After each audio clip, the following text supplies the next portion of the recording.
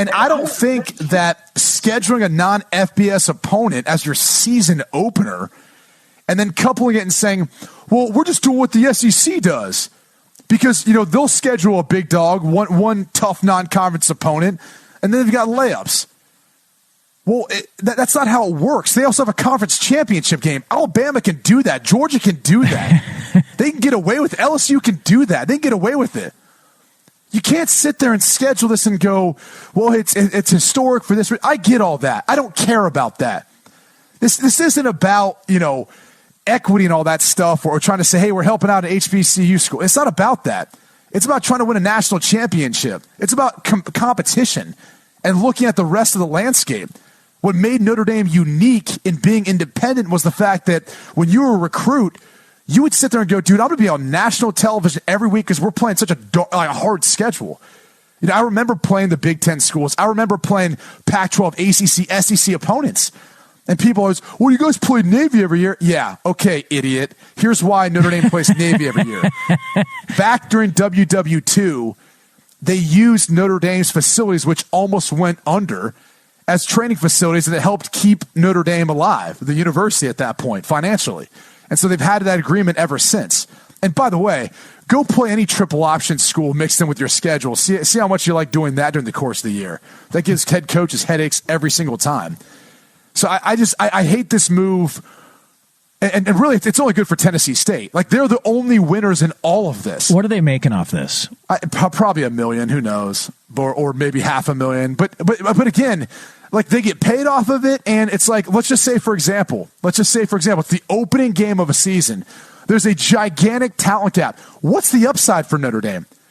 If you don't beat them by 50.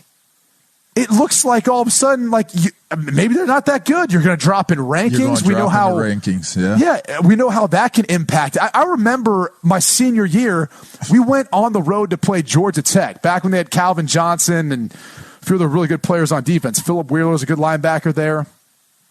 I remember, and that idiot, or not idiot, but the guy who's now in WWE, whatever his name is, Roman Reigns. Oh, he's the world champ, man. Double champ, too. You put some respect I don't name. know. I wasn't watching WrestleMania. Okay. The point is we went down on the road, got a close win, tough environment, good football team. We dropped in the rankings. I was like, all right. And lo and behold, Georgia Tech ends up playing in the ACC championship game that year, and they end up being pretty good. I think this is a no-win scenario for Notre Dame, no matter what way you go about it. It does not help them. It does not help elevate their program. You're not winning a recruit for this. You're not winning in the eyes of the College Football Playoff Committee or the AP poll or whatever else we want to talk about in recruiting. You're not going to – you're not even competing against Tennessee State for a recruit. And then even more so than that, it's just you don't win over a guy saying, well, yeah, you get to come out and play a layup like this to open a season. It's just a dramatic departure from what it used to be, and it crushes me to see it because I feel like, Notre Dame in this instance, when it's always kind of been something of its own, is now, really trying to almost, blend in with everyone else. And that hasn't been their MO. Can somebody tell me what it is with these Fox Sports hosts? Follow me. I don't get it. Maybe somebody can explain it to me, people. Maybe it's something that I'm missing that is very, very blatant. But it seems like whenever there's something positive happening for HBCUs, these Fox Sports hosts lose their damn mind. Earlier, we had Travis Hunter signed with Jackson State. Next thing you know, damn Doug Gottlieb's on the radio losing his mind. But you'll never get a job outside of this, bruh. Now, Tennessee State, whether you agree with the game, think it's one of those blood money games, or not. Brady Quinn, former NFL first-round draft pick bust, Brady Quinn, goes on radio and completely dismisses the whole thing about HBCU. Those are his words. dismisses the entire thing about helping out of school. Says it doesn't do any good for Notre Dame. Well, Mr. Quinn, can I call you Mr. Quinn? You can't have both sides of the argument. We have people bitching and moaning, complaining that, hey, look, I want you to play the biggest and best schools. Then when we play those schools, you don't deserve to play us.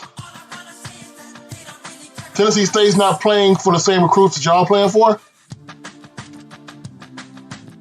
The thing I think Mr. Quinn did not comprehend is that Tennessee State is playing for the same recruits that y'all playing for. Tennessee State is not, the HBCU movement is not what it was 5 years ago. We're not hoping to get some reject that y'all didn't want coming down. We're shooting for the same recruits. Now, whether they get them or not, that's something completely different. But we're going to try our best to get those recruits. And also, Tennessee State is on the path to move to FBS level, sir. So when Notre Dame wants to have some more quote-unquote cupcakes, i.e. Sunbelt, i.e. all those MAC schools y'all play, I don't hear crap about them playing the MAC. We're not talking about Navy and Army and Air Force. What about the Miami, Ohio, Akron, Toledo y'all play? Oh, because they're in the region? Come on, man. What is it that's making these commentators lose their damn mind from the same station? I think what it is, other stations like Newsmax, OAN News, is giving Fox competition. So in order to compete with them, you have to act crazier and stupider to try to grab the audience. All you had to say was, look, I'm Brady Quinn. I play for Notre Dame. I don't like the game. Doesn't help us. Now, on the weather. But to have a 4-minute diatribe, hey, Mr. Quinn, I'm not calling you racist. I'm calling you stupid. There are plenty of guys with a degree that are dumb. Degrees don't mean anything. Going to Harvard and Yale don't mean anything. Common sense rules. So, Mr. Quinn, remember, it's impact over views.